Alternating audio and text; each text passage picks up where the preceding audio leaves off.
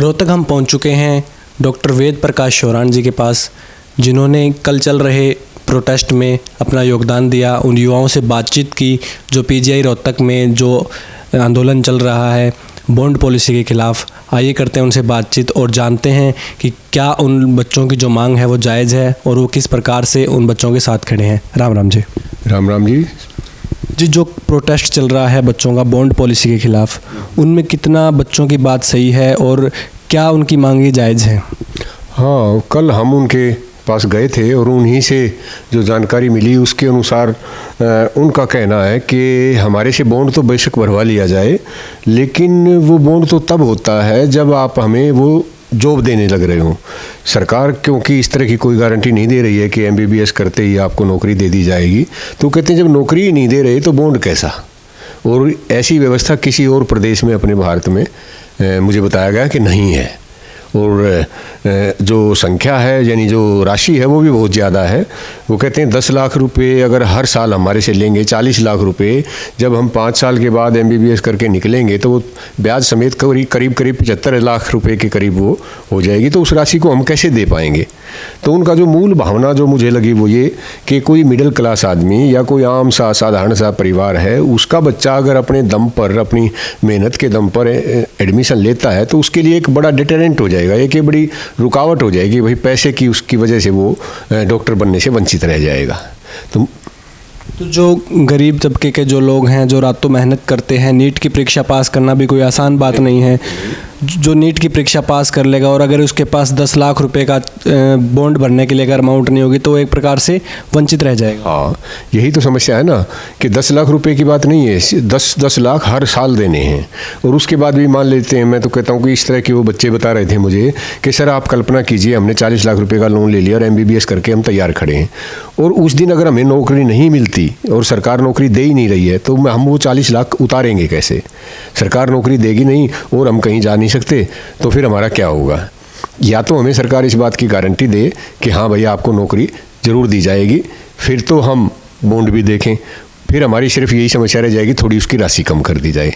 और बेसिकली वो कहते हैं हम बॉन्ड के खिलाफ नहीं, हम खुद चाहते हैं हम भी सेवा करें। जिस संस्था से आपने आम आदमी के टैक्स से हमने ये कोर्स अगर किया है तो हमारा फ़र्ज़ बनता है। कृतज्ञता का भाव इतना तो हर इंसान में होता है। और हम बीइंग डॉक्टर हम ये कैसे कह सकते हैं कि हम सेवा नहीं करेंगे? सेवा करने को हम तैयार हैं, लेकिन एक मिडिल क्लास फैमिली के लिए ये बहुत मुश्किल है और इससे क्वालिटी में भी गिरावट आएगी। क्योंकि जो पैसे वाले लोग हैं वो तो आप यहाँ ना दे के तो बाहर से कराएंगे, वो यहाँ पर एडमिशन लेंगे तो मेरिट भी उनकी कम है। और पैसा लगाकर जो आदमी काम करेगा या जो आदमी डॉक्टर बनेगा उसका प्राइम एम ये होगा कि भी मैं अपने पैसे को रिकवर कैसे करूँ। उसका सेवा से कोई लेना देना नहीं होगा, ना उसका बॉन्ड से कोई असर होना। वो तो 40 लाख रुपये आराम से जमा करा देगा। तो असली समस्या हमारी ये उस तबके की है जो हमारा आम आदमी से यानी एक कॉमन मैन से आता है। और ये बात मुझे उनकी जायज़ भी लगती है और मुझे लगता है कि इस पर सरकार को विचार करना चाहिए। ठीक है, आप बॉन्ड भरवाइए पर उसका एक सिस्टम इस तरह का बनाएं, भाई आप नौकरी की गारंटी देंगे, अगर हम नौकरी नहीं दे सके तो फिर बॉन्ड भी ख़त्म है। और अगर आप नौकरी देंगे तो ठीक है, उसकी एक राशि निश्चित कर दी जाए। और जिस दिन ये तैयार हो जाएं, बच्चे एमबीबीएस बन के डॉक्टर बन के रेडी हो जाएं, उस दिन आप उसे ऑफर दो कि भाई या तो हमारा जो पैसा लगा हुआ उसको रिकवर करने के लिए इतने दिन आप जॉब करो, और नहीं तो फिर आप ये बॉन्ड की राशि हमें दो। तो वो बात तो ठीक लगती है और उस पर मुझे लगता है वो बच्चे लोग भी सहमत थे। जो रात को उनके साथ उनको उठा दिया गया, उन पे लाठीचार्ज भी हुआ, लेडीज़ कांस्टेबल भी थे उनमें, और जिस प्रकार से उनके साथ उनको खदेड़ा गया, उनको बसों में भर के ले जाया गया, उसको कैसे देखते हैं आप? देखो, मैं तो एक शिक्षक के तौर पर इस सारी चीज़ को देखता हूँ। आपने छात्रों के कई सारे आंदोलन देखे होते हैं, उसमें कई तरह के एलिमेंट होते हैं। कुछ लोग ऐसे होते हैं जो छात्र राजनीति चमकाने के लिए, नारे लगाने के, हाईलाइट होने के लिए आगे की तरह रहते हैं। उन्हें हथकंडे भी पता है, वो फोटो वोटो और सारे काम करते हैं। ये जो तबका है, ये हमारा जो पढ़े लिखे बच्चे हैं, जो मेहनती बच्चे हैं, जिनके माँ बाप बहुत ज़्यादा जागरूक हैं और बच्चों में बहुत निपुणता है, वो कैटेगरी है ये, जिन्होंने 2-2, 3-3 साल मेहनत करके और तब एग्ज़ाम पास किया है। ऐसे मासूम बच्चों को अगर हम इस तरह से वो करते हैं तो मुझे लगता है ये उनके साथ ज़्यादती है। और ठीक है, आप अगर वो कानून तोड़ते भी हैं तो एक सभ्य तरीके से उनको उठाया जाना चाहिए। एक तो वो हमारे भावी डॉक्टर हैं। आज तो हमारा इस तरह का ये विवाद हुआ है, कल को वो हमारे बच्चे हैं। इस तरह का बिहेवियर मुझे लगता है एक सभ्य समाज के लिए अच्छा नहीं है। उनके साथ ठीक व्यवहार किया जाना चाहिए। उठाएं तो भी तरीके से उन्हें उठाया जाए, समझाया जाए। हमारे ही बच्चे हैं, वो कोई दूसरे देश से थोड़े ना आए हुए हैं। तो इस तरह का, और लाठीचार्ज, मुझे तो आप ही बता रहे हैं कि लाठीचार्ज हुआ उन बच्चों पे, तो मैं तो कल उनकी शक्ल देख देख के मुझे बड़ी दया आ रही थी कि वो लाठी लगेगी कहाँ लाठी, चश्मे लगाए बेचारी मरी मरी लड़कियाँ वो बैठी थी, उनके ऊपर कोई कैसे लाठीचार्ज कर सकता है।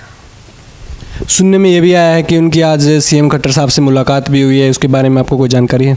नहीं, ऐसा कोई सूचना हमारे पास अभी नहीं है।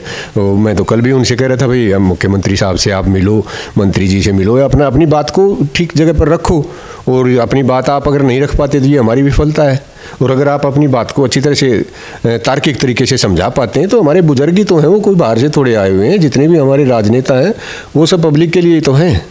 तो मैंने उनसे भी यही कहा था, भाई अपनी बात को ठीक तरीके से कहना सीखो ताकि इस तरह की बात ही ना हो। और ये हमारे पढ़ाई के दिन होते हैं, डॉक्टर अगर स्ट्राइक पे इस तरह से बैठ गए, एडमिशन लेट होएगा, क्लासें कम लगेंगी, डॉक्टर अच्छे नहीं बनेंगे। तो ये तो एक विचारणीय विषय है और बातचीत करनी चाहिए। और अगर हुई है तो बड़ी अच्छी बात है। मैं तो कहता हूँ जितना जल्दी ये विवाद ख़त्म हो उतना ही अच्छा है, क्योंकि दूसरे स्टेट्स में तो एडमिशन हो ही रहे हैं।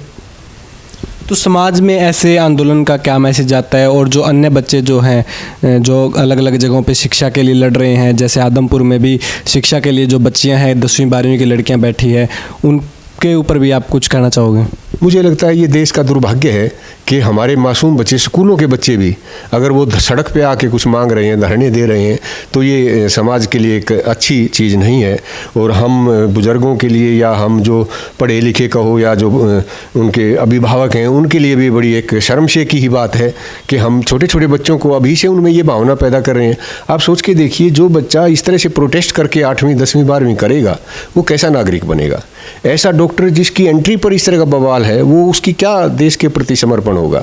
तो बच्चों में संस्कार कोई किताब लिख के या कानून बना के नहीं डाले जाते, वो बड़प्पन से डाले जाते हैं। अगर हमारा नेतृत्व अच्छा होगा, अगर हमारे माँ बाप में गुण होंगे, अगर हमारे टीचर्स में गुण होंगे, तो ही तो हमारे संस्कार आगे बढ़ेंगे। तो मुझे लगता है ये प्रोटेस्ट करना, ये विपक्ष और सत्ता और ये सारी चीज़ें तो ऊपर ठीक रहती हैं, लेकिन इनमें अगर स्टूडेंट भी शामिल हो जाते हैं, और वो भी MBBS के स्टूडेंट और स्कूलों तक के स्टूडेंट सड़क पर नारे लगा रहे हैं, तो ये तो मैं तो कहूँगा दुर्भाग्य ही है हमारे लिए। शिक्षा में दुनिया इतनी ऊपर जा रही है और हम नीचे की तरफ खिसक रहे हैं। कुल मिलाकर ये अच्छा माहौल नहीं है, शिक्षा के लिए तो कम से कम नहीं है। लेकिन आंदोलनों में राजनीतिकरण भी हो जाता है। कोई राजनीतिक पार्टी अगर समर्थन देती है तो उस आंदोलन का जो रुख है वो भी मोड़ दिया जाता है। उसके बारे में कुछ बताइए थोड़ा। जैसे कि किसान आंदोलन में भी ऐसा हुआ कि जिन पार्टियों ने उनका समर्थन दिया तो उनका ये कहना था कि ये तो कांग्रेस पार्टी है, ये तो दूसरी पार्टी है जो हमारे खिलाफ आंदोलन खड़ा कर रही है। तो कहीं ना कहीं जो मेन मांग है उन बच्चों की, कोई भी आंदोलनकारी की, वो दब जाती है। हाँ, मुझे लगता है हमारे जो राजनीतिक दल हैं उनको मिल बैठ के एक राजनीति का एक स्तर निर्धारित करना चाहिए कि इससे ऊपर हम राजनीति नहीं करेंगे। उस लेवल तक आप करिए, सत्ता में आने के लिए सब तरह के प्रयास कहो, हथकंडे कहो, सब अपनाते हैं, लेकिन कुछ ऐसी चीज़ें होती हैं जिनके ऊपर सारे देश का नेतृत्व एक होना चाहिए। जैसे शिक्षा है, स्वास्थ्य है, उस पर कम से कम राजनीति हमें नहीं करनी चाहिए। और ये बात हमारे और आप जैसे आम आदमी के समझने की नहीं है, ये शीर्ष नेतृत्व है उसको समझना चाहिए कि हमारा एक लेवल होना चाहिए। हर चीज़ में राजनीति, अगर राजनीति इतनी गंदी चीज़ है तो किसी को भी नहीं करनी चाहिए। फिर तो करो, आप जो भी देश हित में है वो करो, लेकिन उसमें कम से कम हमारे बच्चों के ऊपर तो इस तरह की राजनीति, चाहे वो स्कूल के हैं चाहे वो कॉलेज के हैं, शिक्षा में मैं समझता हूँ ऐसा नहीं करना चाहिए। तभी हमारा देश आगे बढ़ सकता है। सिर्फ बातों से या सिर्फ दूसरे उनसे विकास नहीं होने वाला है। पेशे से आप एक शिक्षक रहे हैं, प्रोफेसर भी रहे हैं, PhD भी आपने किया है। आम बच्चों को आप क्या संदेश देना चाहोगे? जैसे आज CET का एग्ज़ाम भी चल रहा है। मैं आम बच्चों को ये कहना चाहूँगा, देखो बेटा, एक तो सबसे पहले दिमाग में से इस बात को निकाल दो कि सक्सेस का कोई शॉर्टकट होता है। मेहनत जिस इंसान ने नहीं की वो जीवन में सफल नहीं हो सकता। एक आध का किसी का तुक्का लग जाता है तो उसको आप अपना आदर्श ना बनाएं। जिस दिन हमने ये फैसला कर लिया कि यस, हमने कमा कर खाना है और मेहनत करनी है, सफलता आपके कदम चूमेगी ही चूमेगी। हम ये अच्छी तरह से अपने दिमाग में बैठा लें। जैसे नौकरियों का ही सवाल है, आज के दिन बेरोज़गारी का और इसका एक तांडव सा हो रहा है।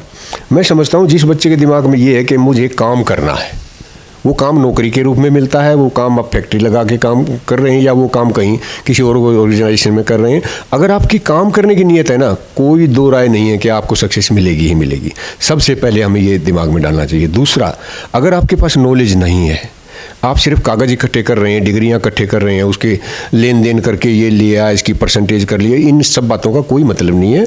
ज़माना अब वो बदल गया है जब परसेंटेज के हिसाब से सब कुछ होता था। आज आप सरकारी नौकरियां तो वैसे ही कम हो रही हैं।